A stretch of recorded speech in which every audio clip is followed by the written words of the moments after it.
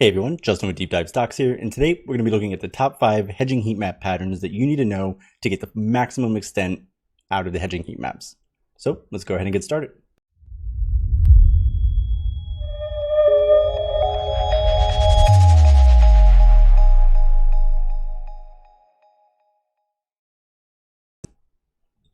The hedging heat maps are pretty straightforward, so we're going to look at the top 5, and the first one is a stable hedging heat map. And it's considered stable because the purchasing support is below spot, so it's below the crosshairs. The selling pressure is above spot, and there's a gamma neutral zone that's decently wide but connected all the way through. For instance, we see here with Twitter, we have just that. We have purchasing support below spot, so below the crosshairs. We have selling pressure above spot, and we have a nice wide gamma neutral zone that extends to the from the upper left to the lower right.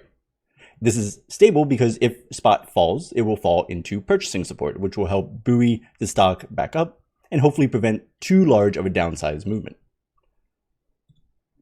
Another example of a stable hedging heat map is if the orientation of the purchasing and selling pressures are slightly swapped, but we still see the purchasing support below spot, the selling pressure above spot, and this nice wide gamma neutral zone. So again, the same principle applies. If spot falls, it will fall into purchasing support, helping the stock rise back up. But if the stock rises too quickly, we see that it will run into some pretty significant selling pressure. But typically this is overcome by just standard retail interest. And so as the stock moves up in price, this kind of configuration just moves up with it. Oops. The second one is a Gamma Squeeze Heatmap. This is opposite from the stable one. So in the Gamma Squeeze Heatmaps, the purchasing support is above spot. The selling pressure is below spot. And the gamma neutral zone is flat or disconnected. And we see an example here on SDC, the Smile Direct Club, where the purchasing support is above spot, above the crosshairs, and the selling pressure is below spot or below the crosshairs. And this becomes problematic because if a stock begins to fall, it will fall into selling pressure, which will then cause more falling. It will cause the price to go down further, which then will cause the stock to run into more selling pressure. And that's the cycle that continues, and eventually you can get some pretty significant downturns in movement. Now, the opposite is true. SDC could easily run up into the purchasing support, experiencing that buoy that lifts stocks up, which will then push it further into purchasing support, causing more purchasing support. So then a loop is established. And that's exactly how a gamma squeeze works, and this is how the gamma squeeze presents itself on the gamma hedging heat maps. They can be pretty useful to keep an eye out for. A very rare and unknown type of squeeze in the market is called a Vanna Squeeze. And here we see that the purchasing support can be above or below spot. Same with the selling pressure, and the gamma neutral zone can be flat or disconnected, very similar to the gamma squeeze heat maps, but we see the difference is that the purchasing and the selling support are on either side, the left or the right of the current location, the crosshairs, as opposed to above and below. And this tells us that if liquidity increases or if volatility decreases, this stock will run into purchasing support, and if volatility increases, the stock will run into selling pressure.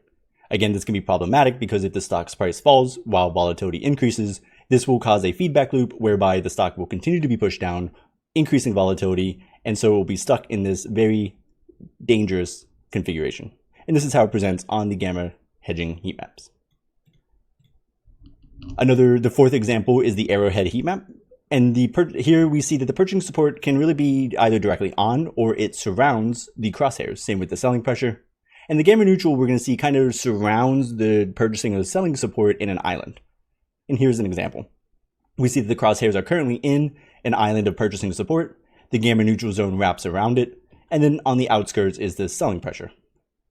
In this configuration, the stock currently has immediate purchasing support. So if purchasing support occurs while the volatility decreases, we have a pretty significant kind of, I guess, a true gamma ramp in a sense for this stock to go up. And this is pretty protective because if the stock experiences a decline in price and volatility increases, it will still run into purchasing support before running into the gamma neutral zone and then finally running into selling pressure. Just like the Vanna Squeeze, however, these Arrowhead heat maps can have the opposite configuration where we see the immediate island of hedging is selling as opposed to purchasing. We have the gamma neutral zone again surrounding, and we have the purchasing support that surrounds the gamma neutral zone. This configuration is slightly less supportive than the other one because if the price begins to fall and experience an increase in volatility, it will kind of get pushed into the gamma neutral zone because of this increase in selling pressure, and it will eventually find purchasing support, but it will be quite a ways away.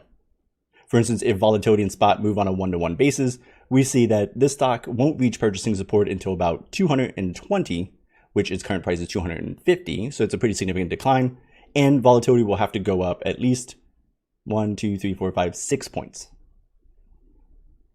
The last one is the no gamma neutral zone. So some hedging heat maps will have no gamma neutral, and so the purchasing and the selling pressures will be immediately above and below the crosshairs. And this can cause some pretty drastic movements in price. So we see here, right now, the stock AEO is in purchasing support, so we can expect it to drastically rise in price. And then as soon as it hits the significant selling pressure, drastically fall. And then once it hits the purchasing support again, drastically rise. And so this typically causes a stock to ping pong back and forth. And it can be pretty helpful to keep an eye out on. So those are the top 5 hedging heat map findings that you should know if you want to take full advantage of the Gamma Hedging Heat Maps. Until next time, my name is Justin with Deep Dive Stocks, and I'll see you then. Bye.